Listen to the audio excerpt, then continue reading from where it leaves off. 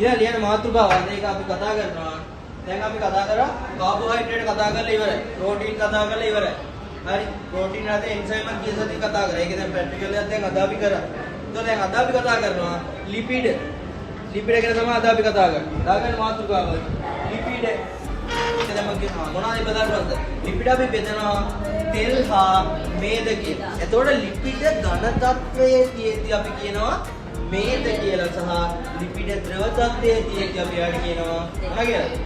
තෙල් කියලා. මේද ඝන තත්ත්වයේ තියෙන ඒවට අපි තමයි කිව්වේ මේද කියලා. ඒතර මේද වලට උදාහරණ තමයි මාගරි, බටර්, චීස් ඔය ආදී දේවල් තමයි ඝන තත්ත්වයේ තියෙන ඒවට උදාහරණ. ඒතර තෙල් නම් ඉතින් දන්නවනේ. පාම් ඔයිල් කියයි, එළවලු වල කියයි, පොල් තෙල්, කොකනට් ඔයිල් ඒක જાති තියෙනවා. ඒතර මෙන්න මේ ලිපිඩ වල අන්තර්ගත වෙන්නේ අර කාබෝහයිඩ්‍රේට් වල කිව්වා වගේම කාබන්, ඔක්සිජන්, හයිඩ්‍රජන් කියන ප්‍රධාන මූලද්‍රව්‍ය තුන තමයි. ඒතකොට මෙන්න මෙයාගේ හැබැයි කාබෝහයිඩ්‍රේට් වලට සාපේක්ෂව තියෙන ඔක්සිජන් ප්‍රමාණය අඩුයි.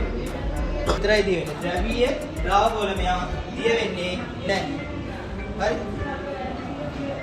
ඒ කියන්නේ ජලය ඇතුළේ ද්‍රවීය ද්‍රාවක වල මෙයා දිය වෙන්නේ නැහැ. මෙයා දියන්නේ මොනවා විතරද? කාබනික ද්‍රාවක වල විතරයි. ඒ කියන්නේ කාබන් අඩංගු ද්‍රාවක වල විතරයි මේ ලිපිඩ කියන ඒවා දිය වෙන්නේ. ඒකයි හේතුව ද්‍රවීය ද්‍රාවක වල දිය වෙන්නේ නැහැ කියන්නේ ජලයට පොතේ බිඳුවක් තිබ්බට දිය වෙනවද?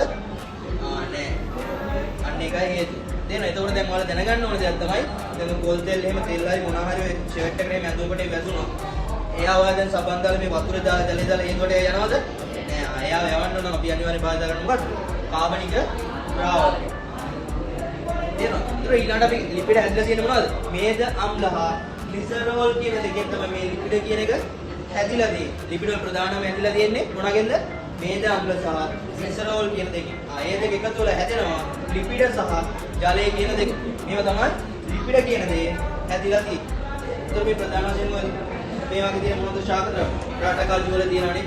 පොල් ඔය තාලවල තෙල් ගන්න ගොඩක් ඔය ධාන්‍ය වගේ අන්න ඒ වගේ තමයි ලිපිඩ තියෙන. ඒක අපි තෙල් ගන්නව භාජා කරන ධාන්‍ය වල කියවදී ඊට මී තෙල් කියලා මී ගහින් ගන්න ඒ වගේ ගන්නවා. ඔලිව් එකකින් ගන්නවා.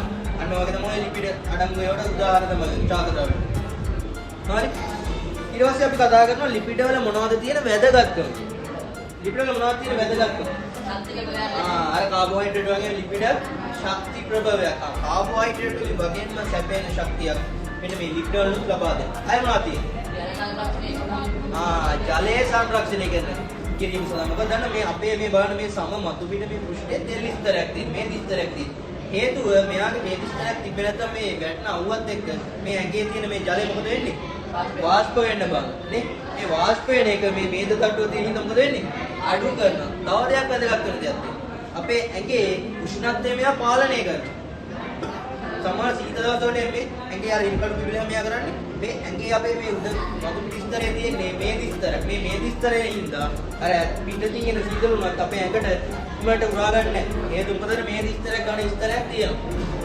තේරෙනවද? හැබැයි ඉතින් වැඩිපුර තෙල් ගන්නත් එපා. මොකද ලෙඩ වල අහලා තියෙන්නේ වැඩිපුර තෙල් එක කාපම ඇති වෙන ලෙඩ මොකද කොලෙස්ටරෝල් කියලා කියන්නේ. කොලෙස්ටරෝල් කියලා කියන්නේ මේ බඩවැල් වල මේ කාලයක් තිස්සේ මේ ගත්තාම තෙල් තැම්පත් වෙනවා. මේ තෙල් තැම්පත් මේද විදිහට ඝන වෙලා තැම්පත් වෙනවා. ඝන වෙලා තැම්පත් වෙද්දි මෙයාගේ අර රුධිරය යන මොකද වෙන්නේ? රුධිරය මොකද වෙන්නේ? එන්න બ્લોක් වෙනවා. එක අවස්ථාවක මේ අර වෙනද රුධිරය මේ මෙතන මේ ප්‍රමාණය අඩු වුණා කියලා රුධිරයේ ප්‍රමාණය අඩු වෙනවද? නෑ. එක ප්‍රමාණයෙන් යනවා. කාලයක් තිස්සේ මෙහෙම මෙහෙම ඝන වෙලා මේ රුධිරයේ ප්‍රමාණය වෙන ලොකු ප්‍රෙෂර් එකකින් මෙතන මෙයාට දරා ගන්න බැරි වෙච්ච ගමන් මේ දම්ල මේක පුපුරන්නේ ලිපිඩ වලින් ගන්නේ මේ නහර පිබීම සිද්ධ වෙනවා. අන්න යෝග තමයි heart attack කියලා. මේ මෙයා වැඩි දිගු කාලයක් තේල්සයි ආහාර ගමන් මේ ඝන ද්‍රව්‍ය තැම්පත් වෙනවා. තැම්පත් වෙලා මෙතන මේ රුධිර වාහිනිය බ්ලොක් වෙනවා. රුධිර බ්ලොක් වුණාම රුධිරයට යන්න දෙයක් නැහැ. මෙතන ඇවිල්ලා ස්ටොක් වෙනවා. ස්ටොක් වුණ ගමන් මොකද වෙන්නේ? බටේ අගිය වතුර එනවා වතුර වල ප්‍රෙෂර් එක එනවා. හරිද? බටේ යන්න ඉනවදී. බටේ මොකද ටිකක් ඇදලා හයි ප්‍රෙෂර් එකේ තියෙන වතුර ලයින් වල මොකද බට පුපුරන එක දැකලා තියෙන්නේ? දියන්න බෑ. බට පුපුරන එක තමයි. ඒකේ එයා යන්න බැරි වුණා. අදින් නාලේ කොක් ගාලා පිට. heart attack එදෙනියම නහර පුපුරලා හැදෙනවා කිය ප්‍රධාන නලයක් වට. පොඩි නල වලට මේ මෙලා පිටුරට ලොකු අවුලක් වෙන්නේ අංශ භාගය වගේ හැදිලා මොලේම නහරක් විද අංශ භාගය හැදිලා නවතින්න පුළුවන්. හැබැයි ලොකු නහරකට ප්‍රධාන නහරකට මේක වැදුනා කියන්නේ වේලෙම ෂට් ඩවුන් එක. ඒක නවත්තන්න ප්‍රධාන දෙයක් ක්‍රමයක් තමයි ඔයාලා අහලා තියෙන බයිපාස් කරන එක.